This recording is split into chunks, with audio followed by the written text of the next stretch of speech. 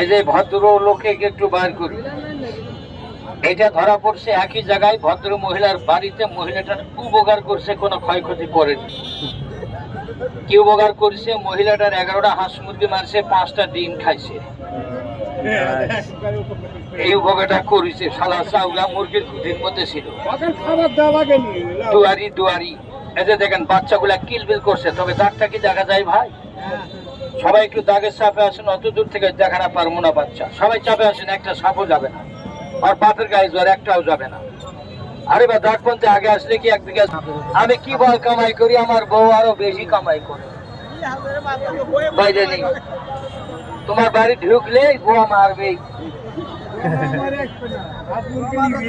আমি এখানে ফেতলা থাম, গোয়া চলে গেছে এখনই। হ্যাঁ দাঁড়া, তোর বউটা বার করবো, থাম। এটা দেখা হয়নি ভাই? কথা কয় না কেন?